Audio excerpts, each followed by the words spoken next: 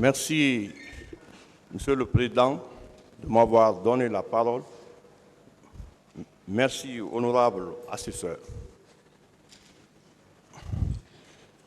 Monsieur le Président Moussa Dadis Camara, je voudrais savoir, après le massacre du 28 septembre, est-ce que vous avez fait au moins un communiqué radiodiffusé pour présenter les condoléances à la famille des victimes? Je n'ai pas de réponse à cette question, maître. OK. Monsieur Camara, est-ce que, après le massacre, il y a eu un conseil des ministres qui a eu pour ordre du jour, un seul ordre du jour, le massacre du 28 septembre 2009? Je n'ai pas de réponse à cette question, maître.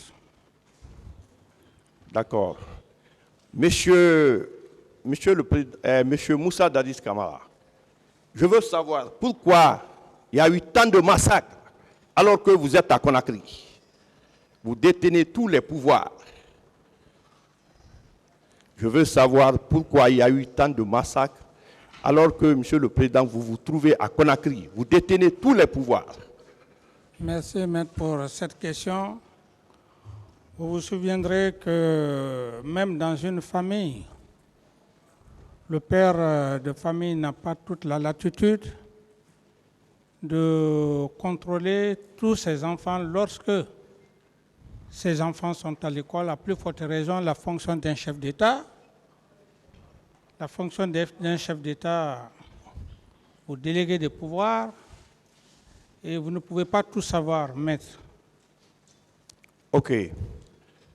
Selon les informations que vous avez recueillies après le massacre, les informations que vous avez eues avec vos proches, le gouvernement, les membres du CNDD, qu'est-ce qui a fait qu'au stade du 28 septembre, ce jour-là, ça a dégénéré?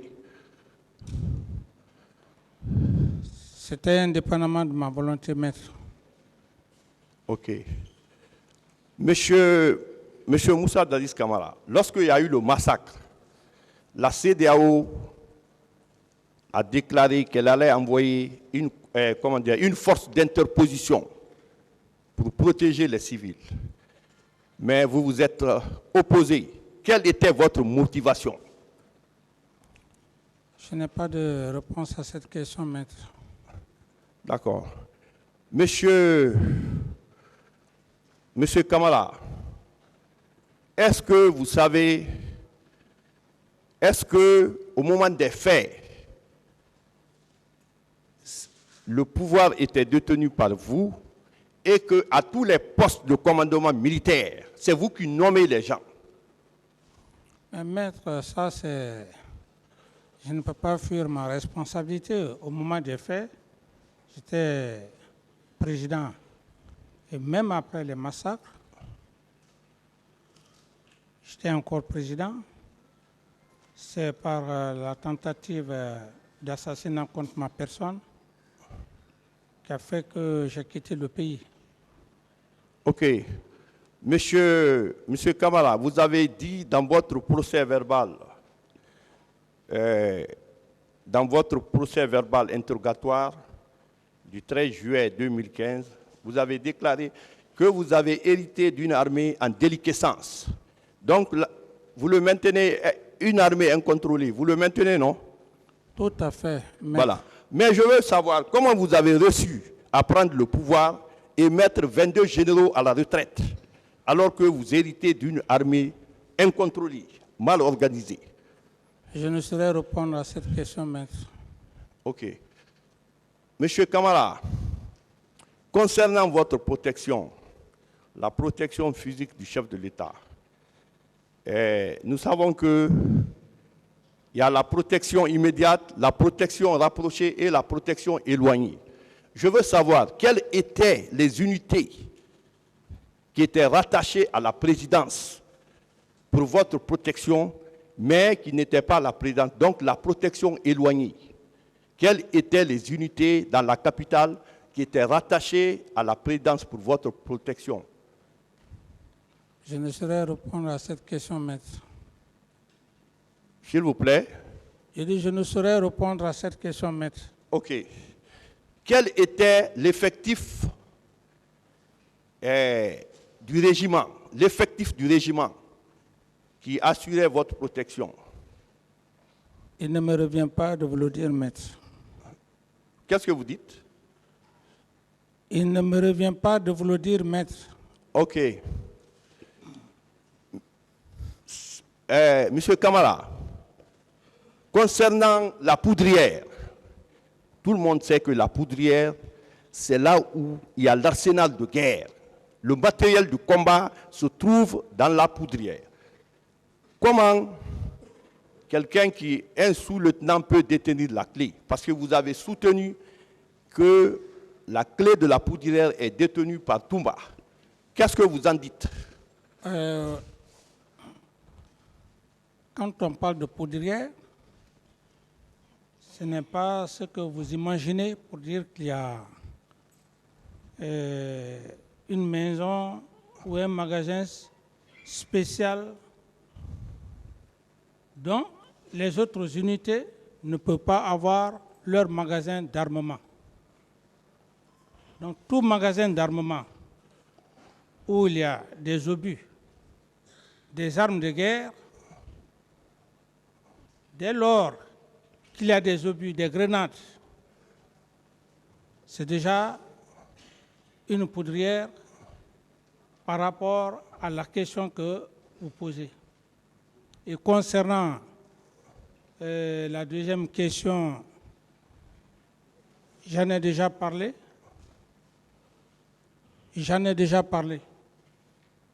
OK. Je veux savoir, est-ce que vous avez soutenu ici que le magasin d'armement, la clé était détenue par Toumba? Vous le confirmez? J'en ai déjà parlé, maître. Voilà. Non, suivez la question qui vient. Moi, je vous pose la question selon laquelle, est-ce que, si vous dites que Toumba détient la clé, peut-être, est-ce qu'il ne détient pas l'une des clés? Parce qu'il peut y avoir plusieurs clés. Il peut détenir l'une des clés. Ou bien il détenait la clé principale. Il n'y avait pas une autre clé, sauf cette clé qu'il détenait. Lorsqu'on va se saisir des armes de guerre et lorsqu'on a des explosifs, cependant, le militaire n'est pas doté d'explosifs. Et comme je l'ai dit, avoir la clé d'armement, je prends juste un exemple. C'est comme lorsqu'on parle, par exemple,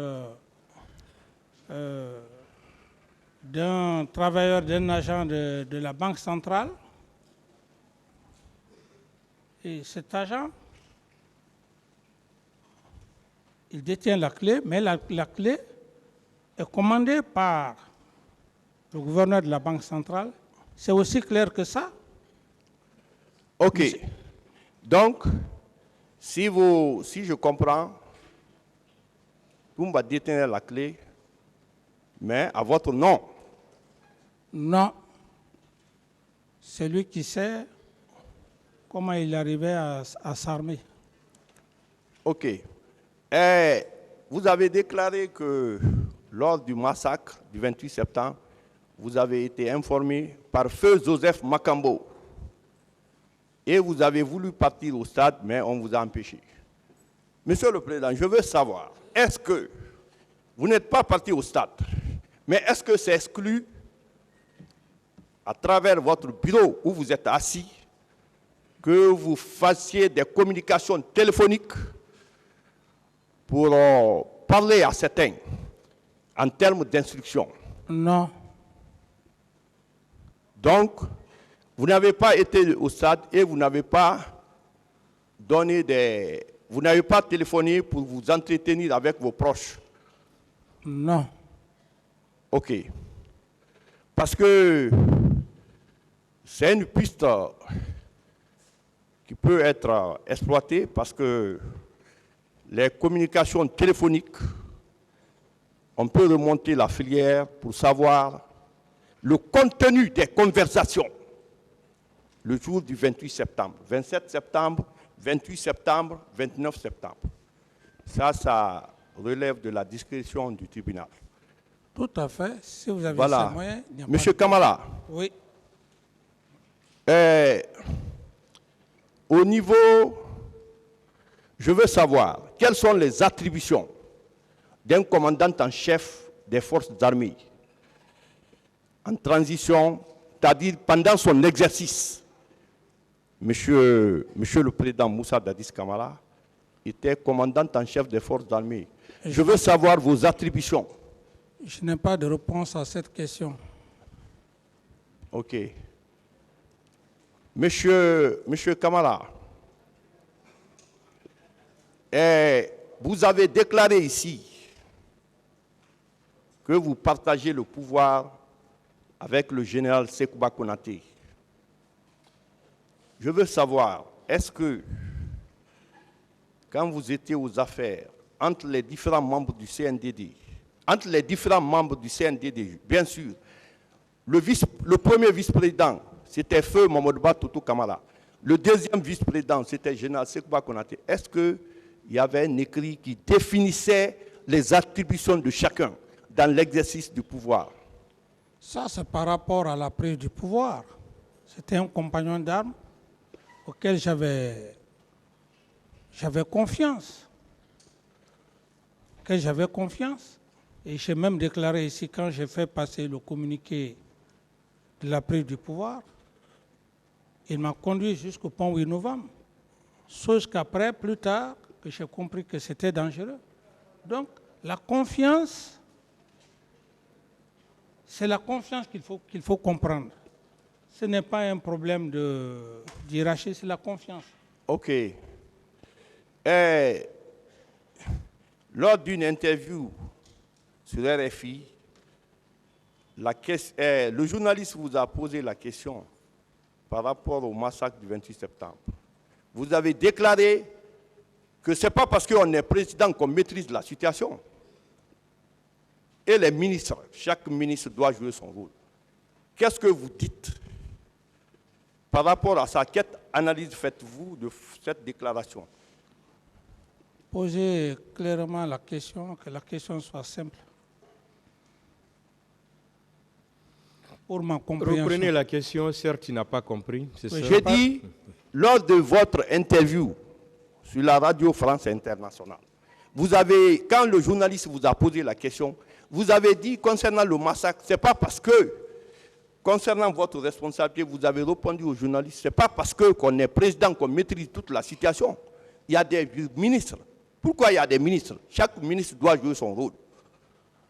C'est ça. Oui, c'est tout à fait clair, maître, comme je vous l'ai dit, que ce n'est pas parce qu'on est président qu'on peut contrôler toute la situation. OK. Monsieur le Président, lors d'une interview, vous avez déclaré que si on entend la démocratie, ce sont les militaires. Rawlings au Ghana, ATT au Mali, et que vous êtes avec le bas peuple. Vous voulez savoir ce que le bas peuple veut. Quelle analyse faites-vous de cette déclaration? Mais le bas peuple, c'est, comme je l'ai dit, le bas peuple, ce n'est pas seulement les intellectuels qui sont là, c'est la population en souffrance, y compris les démunis, ceux qui vivent dans les quartiers, et les ménagères, par exemple, c'est un exemple.